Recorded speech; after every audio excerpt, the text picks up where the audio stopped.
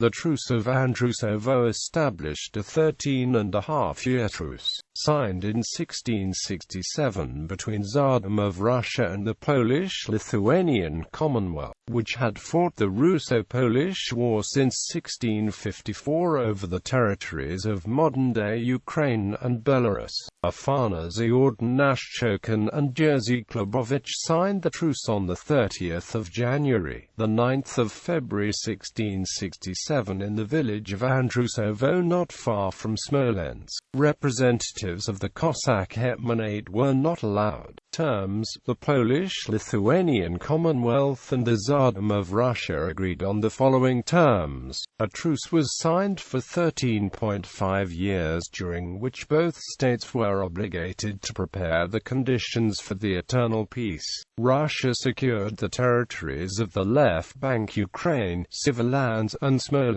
Poland-Lithuania was left with the right bank Ukraine, and the Russian-occupied Belarus with Vitebsk, Polotsk, and Dzwinsk. The city of Kiev, though situated on the right bank of the Dnieper River, was handed over to Russia for 2 years under series of conditions. The transfer, though phrased as temporary, was in fact a permanent one, cemented in 1686 in exchange for 146,000 rubles. The Zaporizhian Sich was recognized as a condominium of both states.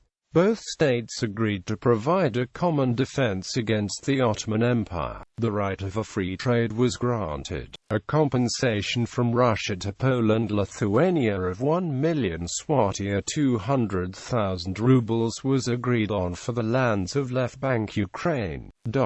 Consequences: the transfer of Kiev to the Russian Tsardom had far-reaching consequences. Kiev, situated in the Greek Orthodox part of the Lithuanian Grand Duchy before the Union of Lublin and in the Polish Kingdom thereafter, was the seat of the Orthodox Metropolitan, who, despite being formally placed under the Roman Pope since the Union of Brest, retained authority over the Orthodox population in Poland-Lithuania's eastern territories. Prior to Andrusovo, Kiev had been an Orthodox counterweight to the Moscow Patriarchate, founded in 1589, and since the metropolitanship of Petromohyla hosted the Mohyla Academy, which opened Orthodoxy to Western influence. The transfer of Kiev to Russia came only days after Patriarch Nikon, who reformed the rites within the Muscovite Patriarchate, had won the upper hand over his adversary Avvakum, resulting in an inner Russian schism between Reformed Orthodoxy and the Old Believers. Kiev now supplied the Russian Patriarch with an academy. Mohyla's offer to found an academy in Moscow had previously been rejected, on whose scholars Nikon had relied already for his reforms. Nikon himself, though, having proposed to replace the Russian Symphonia by a more theocratic model, was banned upon his success,